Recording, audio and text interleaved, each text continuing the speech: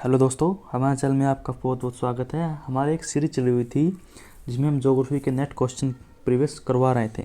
तो उस कड़ी में आज हमारा जून जून 2013 का पेपर है, आपका पेपर 2 ज्योग्राफी। ठीक है, पेपर 2 ज्योग्राफी आज हम उसको कराएंगे। ठीक है, तो फर्स्ट क्वेश्चन आपका, निम्नलिखित में से कौन सा हिमजलीय निक्षेप भूरूप नहीं है? तो इसमें आपका आंसर रहेगा ऑप्शन बी, ड्रमलिन। ठीक है, अत्यंत न्यूनतम हिमयुग यानी हिमयुग के बाद जो काला क्रम आया, आपके जो काल आए उसका सही क्रम आपको बताना है। ये क्वेश्चन जो प्रोफेसर आपका असिस्टेंट प्रोफेसर उसमें पूछा गया था। तो इसमें राइट आंसर आपका है ऑप्शन डी, पहले गुंज, फिर मिंडेल, फिर रिस, फिर वुर्म। ठीक है, भू अवनति को चारों ओर से घेरने वाले दृढ़ भूखंड, कोबर थे आपके वैज्ञानिक थे, उन्होंने भू अवनति को चारों ओर से घेर लेता है उस भूखंड का क्या नाम दिया है? उन्होंने दिया है क्रेटोजेन। ऑप्शन बी इसका राइट आंसर है। नीचे दिए गए कथन और कारण, हवाई द्वीपों पर ज्वालामुखी उद्गार निसरण अपेक्षाकृत शांत है। ये तो ठीक है। कम सांद्रण यानी कि जो उनमें लावा होता है कम सांद्रवाना होता है, ठीक है ना, और उद्गार क्या होता है? शांत होता है। ये भी ठीक है। तो ए आर दोनों सही है और आर ए की सही व्याख्या है। ठीक है, नेक्स्ट है आपका, ये रिवर्दी और डेल्टा बताया हुआ है। अब मिसिसिपी आपके बनाती है आपका, ये बनाती है आपका पक्षी पंजा डेल्टा। ठीक है, नर्मदा बनाती है आपका बी का फर्स्ट, ये बनाती है चापाकार, और नर्मदा बनाती है ज्वार नदमुख। तो इसमें आपका राइट आंसर ऑप्शन सी। ठीक है, ऑप्शन सी। और मैं आपको दिखा देता हूँ जो आपका चापाकार और पक्षी डेल्टा होता है कैसे होता है। ये देखो, ये पक्षी जैसा डेल्टा होता है आपका, दिख रहा है ना आपको? एक पक्षी का जो पैर होता है उस जैसा डेल्टा है, देखो साफ दिख रहा है आपको। ठीक है ना, देखो ये पक्षी का पैर है ये, ठीक है ना, ऐसे ऐसे ऐसे, तो ऐसे डेल्टा होता है ये। और आपका ये वाला डेल्टा, ठीक है, ये वाला डेल्टा आपका चापाकार डेल्टा, चाप जैसे होता है। ठीक है, दिख रहा है ना आपको? ये चाप जैसे ऐसे चाप सी लगी हुई है। ठीक है ना, इसमें ये रिवर फिर डिवाइड हो जाती है ऐसे। ठीक है, ये आपका चापाकार डेल्टा है। ठीक है, तो फ्रेंड आपको दिखाना था कैसे डेल्टा होता है। तो नेक्स्ट है फिर आपका, नेक्स्ट क्वेश्चन है आपका, टैगा वनों यानी कि जो टैगा टुंड्रा वन होते हैं, निम्न में से इसमें सत्य नहीं है। वन आच्छादन पर शंकु वृक्षों की प्रमुखता होती है। तो ठीक है। वन तल काफ़ी साफ होते हैं, ये भी ठीक है। वृक्षों की वृद्धि बहुत तेज़ से होती है, ये आपका रॉन्ग है। ठीक है, बहुत तेज़ से नहीं होती, ठीक है, क्योंकि बर्फ़ होती है उसमें। और जो डी है वो भी ऑप्शन ठीक है। ठीक है ना, तो इसमें राइट आंसर जो सही नहीं है वो है सी ऑप्शन। स्थायी महासागरीय लवण धाराएं अपनी ऊर्जा है, जो महासागरीय धाराएं हैं कहाँ से? क्योंकि धाराएं तो पवन से चलती हैं, तो इसमें सी आपका राइट आंसर है। जो आपकी पवन है वो ही महासागर को क्या कहती हैं? ऊर्जा देती है। विशेष रूप से अमावस्या और पूर्णिमासी के समय आसपास होने वाले उच्च और निम्न ज्वार को क्या कहते हैं? इसको कहते हैं हम वृत्त ज्वार। ठीक है, इसका राइट आंसर है वृत्त ज्वार। ठीक है ना, इसमें क्या होता है, जो आपका सन है, ठीक है ना, जो सन है आपका वो अर्थ और आपके चंद्रमा के एक सीध में आ जाता है। ठीक है ना, तो यहाँ से इसका फोर्स और यहाँ से इसका फोर्स, ठीक है ना, दोनों फोर्स लगते हैं और फिर क्या होता है, वृत्त ज्वार पैदा होते हैं। ठीक है ना, ये चीज़ आपको एमएससी ज्योग्राफी में पढ़ी होगी शायद, अगर अच्छे से पढ़ा होगा तो। ठीक है ना, तो क्या होता है, इन दोनों के फलस्वरूप जो गुरुत्वाकर्षण बल का प्रभाव पड़ता है अर्थ पे, उसमें उच्चतम ज्वार आता है, क्योंकि दोनों का एक ही दिशा में एक ही चीज़ पे असर पड़ रहा है। ठीक है ना, तो नेक्स्ट क्वेश्चन है आपका, कथन, उत्तर ध्रुवीय पारिस्थितिकी अवस्था में यदि लाइकेन उत्पादन को क्षीण हो जाते हैं तो नष्ट लाइकेन आपके काई होती है। ठीक है ना, पूरी अवस्था ध्वस्त हो जाती है, क्योंकि तृणभक्षी और मांसभक्षी प्रत्यक्ष और परोक्ष पर निर्भर करते हैं। और कारण है इसका आपका उत्तर ध्रुवीय पारिस्थितिकीय व्यवस्था की बहुत जटिल पोषण संरचना है। इसमें राइट आंसर ऑप्शन सी, ए सत्य है लेकिन आर गलत है। जो ध्रुवीय प्रदेशों की इतनी जटिल संरचना नहीं है, क्योंकि वहाँ पे इतना वनाच्छादन का एरिया भी नहीं है। ठीक है ना, वृष्टि में उस उष्णकटिबंधीय मूल पशु के बारे में क्या सत्य नहीं है? इसमें ऑप्शन बी आपका राइट आंसर है, ऑप्शन बी। ठीक है। वृक्षीय जीव जंतुओं की अल्पता। कौन सी वायुमंडलीय गैस सूर्य प्रकाश में अधिकतम? ये सबने पढ़ी है, ओजोन। ठीक है। निम्न में से कौन उत्तरी गोलार्ध प्रति चक्रवात में धरातलीय वायु संरक्षण का अच्छा वर्णन करता है? ये होता है ए, ऑप्शन इसका राइट आंसर है। ठीक है। अपसारी और दक्षिणावर्त। किस प्रकार के अवतार को अति पवन ढाल होती है? ये वताग्र आपकी, इसकी अति पवन ढाल होती है शीतल वातार के, तो ऑप्शन बी। अब इनमें से सही नहीं है वो बताना आपको। ठीक है, क्योंकि आपस में दिया हुआ है। ए ऑप्शन वाष्पीकरण, द्रव्य से गैस बनता, ये ठीक है। संघनन, गैस से द्रव्य बनता, ये भी ठीक है। तत्व, ऐसा पदार्थ जो साधारण रासायनिक व भौतिक रसायनों से वियोजित नहीं होता, ये भी ठीक है। तो इसमें राइट आंसर ऑप्शन डी। ठीक है, ये ठीक नहीं है। निम्न में से विश्व के जलवायु वर्गीकरण के आधार के रूप में वर्षण प्रभाविता किसने दी थी? ये दी थी थॉर्नवेट ने। ठीक है, 1931 में दी थी। किसने दी थी? थॉर्नवेट ने। जो आपके जलवायु कटिबंध है वो इन्होंने ही बताया था। फिर इन्होंने क्या किया, फिर इसके जो जलवायु था इन्होंने इसमें क्या किया, मॉडिफिकेशन किया। फिर किया इन्होंने 1933 में सबसे पहले फर्स्ट मॉडिफिकेशन। ठीक है, तो उसके बाद किया इन्होंने 1948 में मॉडिफिकेशन। ठीक है, यानी कि कोई भी चीज़ अगर बन रही है तो उसमें मॉडिफिकेशन होंगे। ठीक है ना।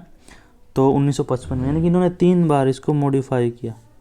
ठीक है, सबसे पहले दी थी 1931 में, लेकिन फर्स्ट मॉडिफिकेशन पूछ ले तो आपको 1933 लिखना है, और सेकंड पूछ ले तो 1948 और फिर 1955 में। ठीक है, 3 कारण दिए थे इसमें आपके, प्रेसिपिटेशन इफेक्टिवनेस, टेम्परेचर इफेक्टिवनेस और सीजनल डिस्ट्रीब्यूशन ऑफ रेनफॉल। ठीक है, और ये जो आपके थे अमेरिकी वैज्ञानिक थे। ठीक है, अमेरिकी, ठीक है, अमेरिका के थे आपके, अमेरिकी क्लाइमेटोलॉजिस्ट थे आपके। ठीक है ना।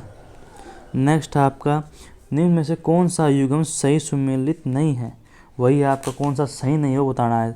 स्ट्रैबो, ये इन्होंने लिखी थी। ठीक है, ये ठीक है। टोल्मी ने लिखी, आल्मदोस्ट एंड सिनेटिक नामक कृति लिखी थी। हिप्पारेस्टिस ने की थी लंबकोणीय, ये भी ठीक है, लेकिन ये ठीक नहीं है आपका। ठीक है, तो इसका राइट आंसर टी। ठीक है।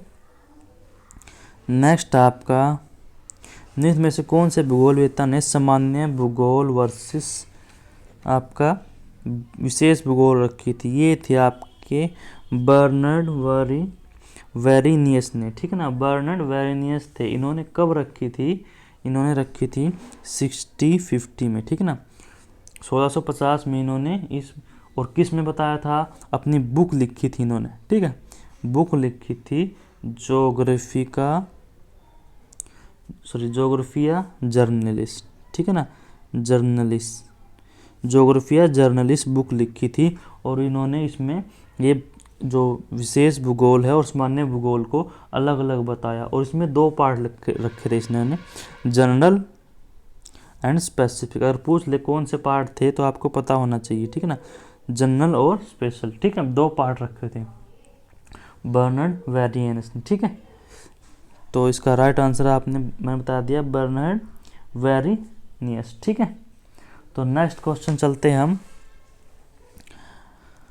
टेओलॉजिस्ट यानी कि उद्देश्यवाद की अवधारणा, ये तो सबको पता है, कार्ल रिटर थे आपके। ठीक है, ऑप्शन बी। निम्नलिखित भूगोलवेत्ताओं में से किसने जलवायु निश्चयवाद पर विशेष रूप से बल दिया?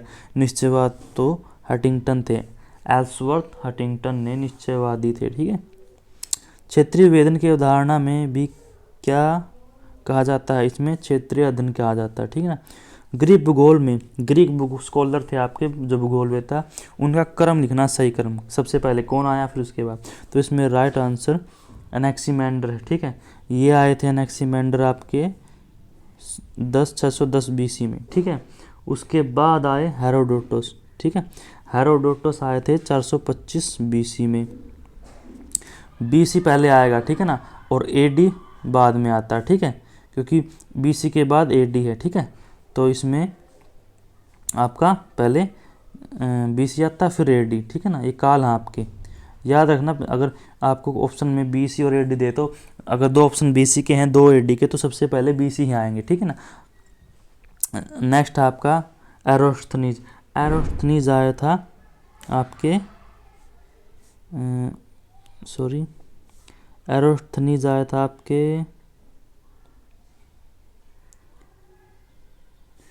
एरोस्थनीज आया था आपके 271 में, ठीक है, 271 BC में।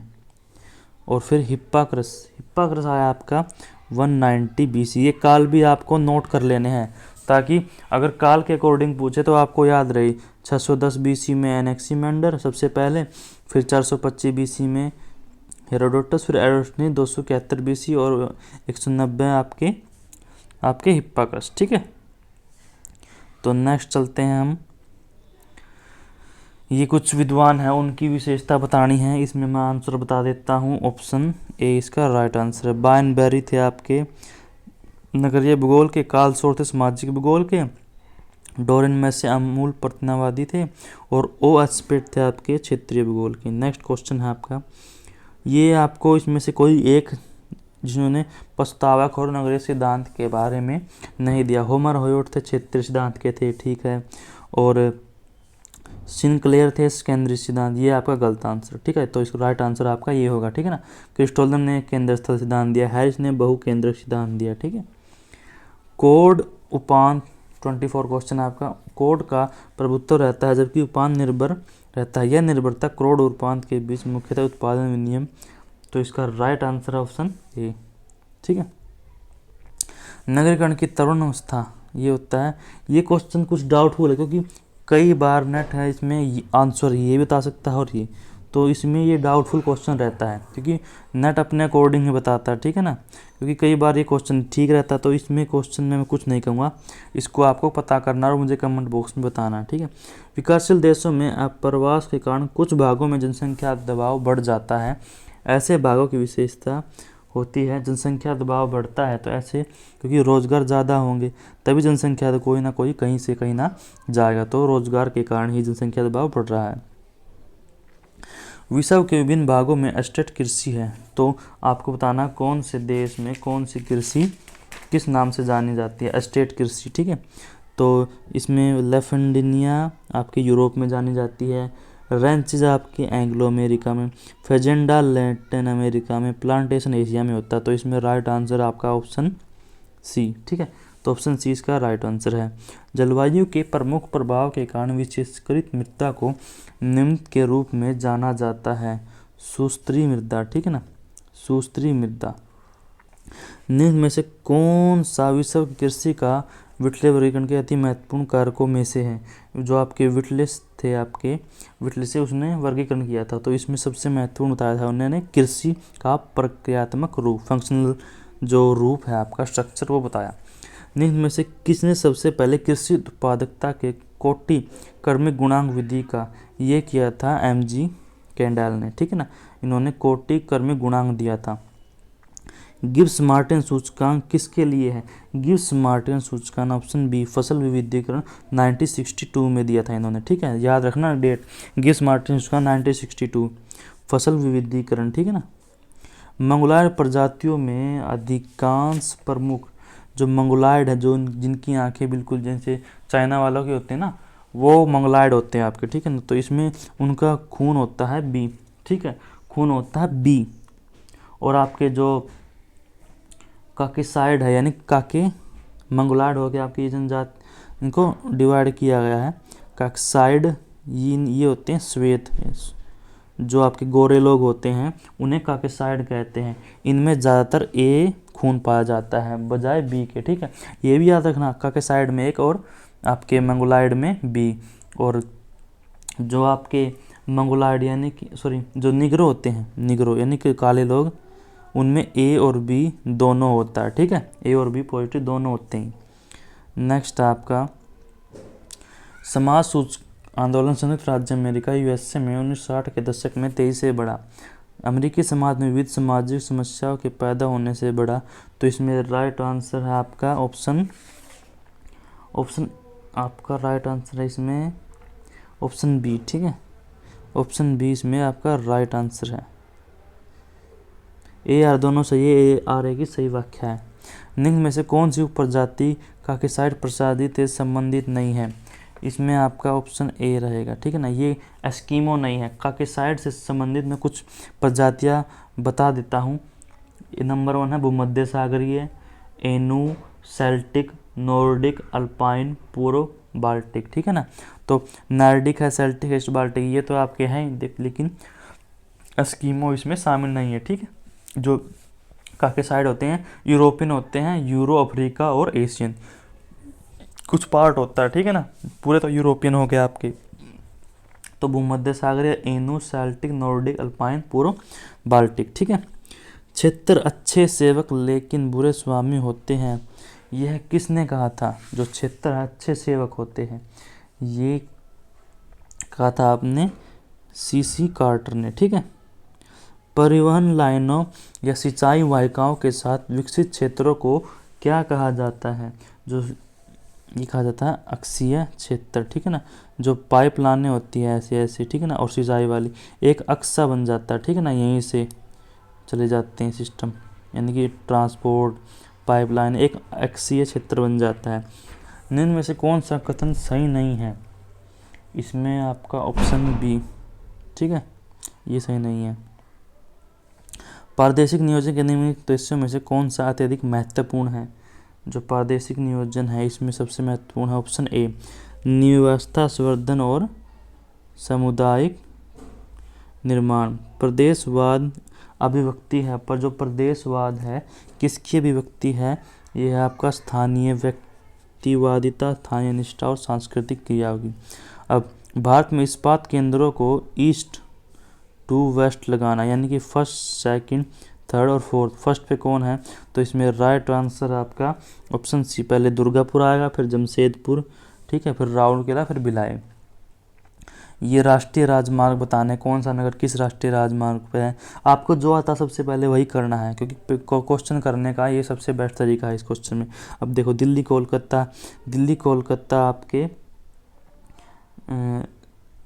राष्ट्रीय राजमार्ग 2 पे है। अगर देखो दिल्ली सी का सेकंड एक ही में है, ठीक है, तो राइट आंसर ऑप्शन सी रहेगा, ठीक है। ये क्वेश्चन करने का सबसे बेस्ट तरीका है। बाकी आपको पता ही है दिल्ली और आपका कहाँ पे है ए, यानी कि राष्ट्रीय राजमार्ग 1 पे नई दिल्ली से अमृतसर। निम्न राज्यों में से किस राज्य में सबसे कम जनसंख्या घनत्व था? अरुणाचल प्रदेश में 17 व्यक्ति थे पर स्क्वायर किलोमीटर में, ठीक है, पर स्क्वायर किलोमीटर में। कश्मीर घाटी निम्नलिखित के बीच है, पीर पंजाल और जास्कर श्रेणियों के बीच है, ठीक है ना, पीर पंजाल और जास्कर श्रेणियों के बीच। निम्नलिखित प्रवास प्रकारों में से कौन भारत में अधिकांश स्थानांतरण में योगदान करता है? गांव से शहर लोग जाते हैं किस लिए? काम करने के लिए, तो ये सबसे ज़्यादा रहता है, ठीक है ना, ऑप्शन सी इसका राइट आंसर है। निम्न में से कोई जाति को सही अर्थों में जंगली खानाबदोशी, जंगली जो खानाबदोशियों से सेमांग, ठीक है। मध्य पूर्व में सबसे प्राचीनतम धर्म रहा है आपका मध्य पूर्व में यहूदी लोग सबसे ज़्यादा थे।